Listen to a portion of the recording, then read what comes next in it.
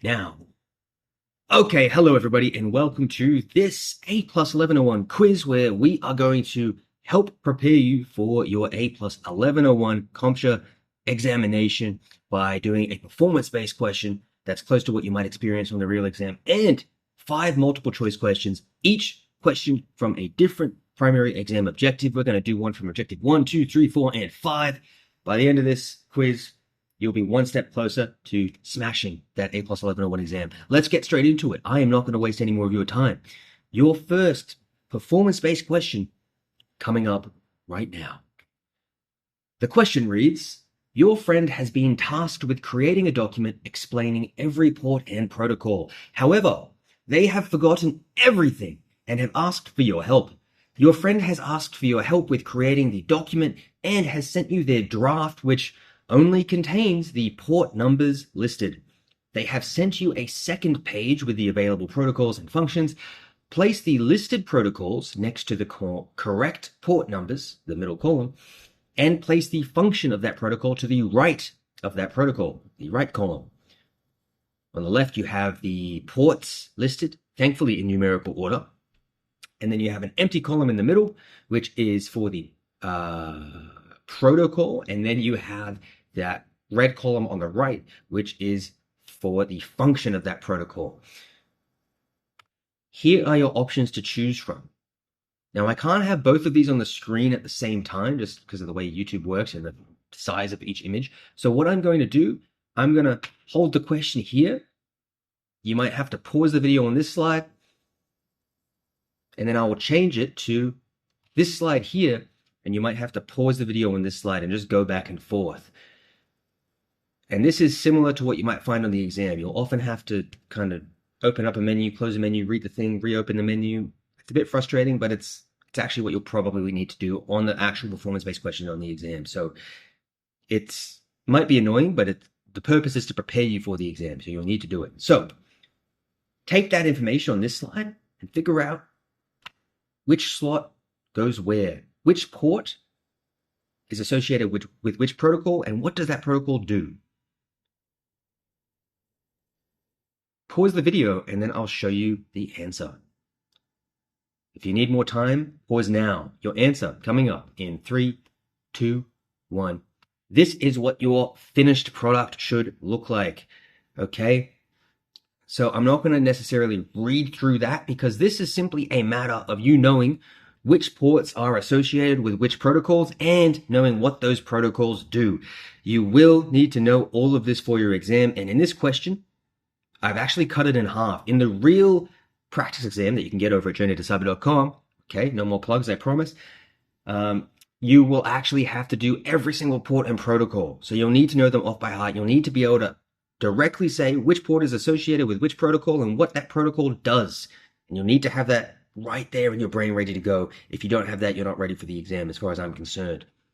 Now, my wife, when I showed her this, pointed out something funny. She looked at the way this question was worded, and she said, can't you just say, put the protocols and the function of that protocol in the correct columns? Why do you have to make it sound so complicated?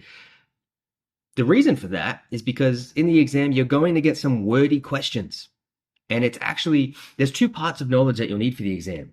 Part A is the knowledge to answer the questions, and part B is the ability to sift through the question and actually understand what it is asking you to do. So that's why I want you to be able to actually practice that skill of reading a big wordy question and figuring out what it's actually asking you to do.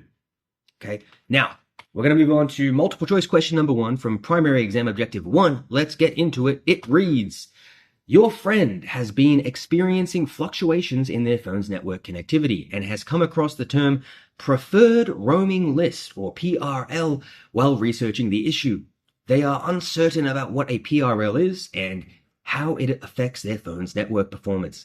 What does the term preferred roaming list refer to, and how does it impact a mobile device's network connectivity?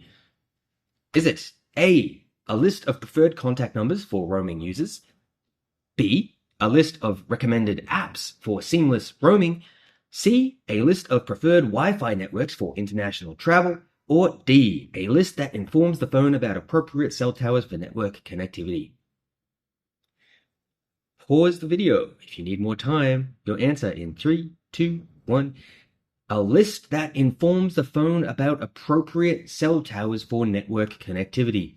The term preferred roaming list refers to a critical component in mobile devices that plays a significant role in ensuring effective network connectivity. The PRL is essentially a list maintained by the mobile carrier that informs a phone about the appropriate cell towers to connect to for network access, especially when the phone is outside its home network and is roaming. Okay, so you'll need to know what a PRL is. You'll need to know how it works. Make sure you know that before your exam. Not going to go into any more detail there. If you're not sure, just look into it a little bit more, or you can grab my learning guide at journeytocyber.com. Okay, I promise I'm done plugging myself. Let's get on to the next question. It reads, from exam objective 2, as a network technician, you often work with various tools to maintain and troubleshoot network connections. Which tool is used to attach the end of a cable to a connector, such as pushing an Ethernet cable into an RJ45 connector? A. Crimper. B. Cable stripper. C. Wi-Fi analyzer. D. Toner probe. E. Punch down tool. F. Cable tester. G. Loop back plug. Or H. A network tap. If you need more time, pause the video now. Your answer in 3, 2, 1. A. Crimper. A crimper is a tool used to attach the end of a cable to a connector, such as an RJ45 connector for Ethernet cables. It is an essential tool for creating reliable connections between cables and connectors. Now, I think if I go to my learning guide, I actually have a graphic. I didn't put in the slides for some reason. What is it? I think it's networking tools 2.8. I click on that, and I'm pretty sure at the bottom. Oh, I thought I put an image in there. I swear I did. Oh man, I guess I didn't. That's okay. But in the learning guide, you've got them all laid out there in the notes, and you've got some questions you can follow that'll really help you understand that if you had difficulty with that, simply because it is quite a you need to know exactly what each one does, and you need to make sure you know every single one. Don't think, I know most of them, I'll be fine. No, you won't. You'll fail your exam with that attitude. Know them all and be ready to go for any questions relating to those. Okay, now those are some explanations as to what the incorrect answers were, or as to what each of the available options refer to and what those tools are used for. With that being said, we are going to move on to the next multiple choice question. The question reads, you are assembling a desktop computer system and need to select the appropriate connection interfaces for various components. Which interface type is used to connect internal storage devices such as hard drives and solid-state drives in a computer system? Is it A. Peripheral Component Interconnect, or PCI, B. PCI Express, or PCIe, C. SATA, D. M2? If you need more time, pause the video here. The correct answer is C. SATA. A SATA is the interface used to connect internal storage devices like hard drives and solid-state drives in a computer system. It provides a reliable and efficient data connection for these storage components, allowing data to be transferred between the motherboard and storage devices. So you need to know for your exam what cables are used to connect what different pieces of hardware. Very similar things you need to know for that one as you would for your performance-based question. This is essentially a similar question as the performance-based question we did at the beginning, or was that last video? Either this video or last practice, because we did one where you had to look at the notes and figure out what cables you have to use and what those connections look like, right? So you'll need to know basically what cables are used for what connections, what those connections look like, and what device those are used to connect to. Make sure you know that before your exam. That was a lot for me to say. That's some information on the incorrect answers there. Feel free to pause and read that if you need to. But we're not going to stop it there. We're going to move on to the next question, which reads, when setting up virtual machines for a project, which of the following hardware configurations is the most important based on the provided information? Is it A. Use third-party VM designed by a reputable vendor to save time on setup? B. Ensure that your CPU supports virtualization capabilities such as Intel's VT or AMD's AMDV? C. Allocate the exact amount of RAM as specified by the host requirements to optimize virtual machine performance? Or D. Increase storage space to accommodate future data growth? I'll give you a few moments to think about that while I sip my coffee, and then we'll get to the answer. All right, if you need more time, pause the video here. Your answer in 3, 2, 1. B, ensure that your CPU supports virtualization capabilities. So guys, of course, the most vital thing is that your computer actually supports it. If it's not supported, there's no point in setting up the right amount of storage because you're not even going to be able to use it in the first place. That is the most critical component, okay? There's some explanations for the incorrect answers. Pause it if you need to read those. Just make sure you know all about virtualization and what you need to be in place in order for that to work for your exam. Final question, exam objective 5, the one everyone has difficulty with, the troubleshooting section. Let's take a look. It reads, you have been experiencing intermittent wireless connectivity issues with your laptop while working in your apartment. Sometimes the connection drops unexpectedly, causing disruption. You have checked layer 3 address configurations and confirmed they are configured correctly. What is the most likely cause of this problem? Is it A, your device is not plugged in to the patch panel?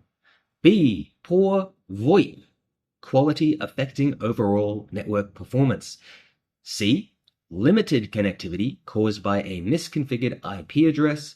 Or D, external interference from neighboring routers and devices? Pause the video. If you need more time while I sip on my coffee, your answer coming up after this sip. 3, 2, 1. Answer is D, external interference from neighboring routers and devices. Okay, intermittent wireless connectivity issues could arise from external interference caused by neighboring routers and devices operating on the same frequency. This is common in congested areas such as apartment buildings, where signals can interfere with each other. So guys, if we go back and read the question, it gives us some key information to go off of. It tells us wireless connectivity, right? We've got wireless connectivity, which immediately eliminates anything to do with the patch panel. Why would our device be plugged into a patch panel if we're using wireless connectivity? It cannot be A. That makes no sense. While working in your apartment. Okay, you're in an apartment. It's congested. That's starting to lead us towards what the answer could be. Sometimes that connection drops unexpectedly, causing disruption. You have checked layer 3 address configurations. Option C says limited connectivity caused by misconfigured IP address. That's not the case because you have checked it. You've explicitly already ruled that out in the question. There's nothing about VoIP mentioned in the question at all. So D is the most likely answer, particularly considering it told us explicitly we are in an apartment. Okay, so that's some information on the incorrect answers if you would like to pause and read that. But with that being said, if you want to get your own hands on, can I get a new tab here? Here we go. You can head over to journey2cyber.com to get your hands on my learning guide, only $5 Australian, and my practice exams, only $30 Australian. That's really good value, guys. That's where all this content is from. And this is only a couple of questions from the thing. The whole thing has, if we head over to it, the practice exams have 1,441 pages, 5 practice exams, and you can go buy exam objectives as well. So plenty there for you. You know where to go if you want to get that. I'll leave it there. I'll see you in the next quiz where we will get ready to conquer the A+1101 exam even more. See you then, guys. Bye.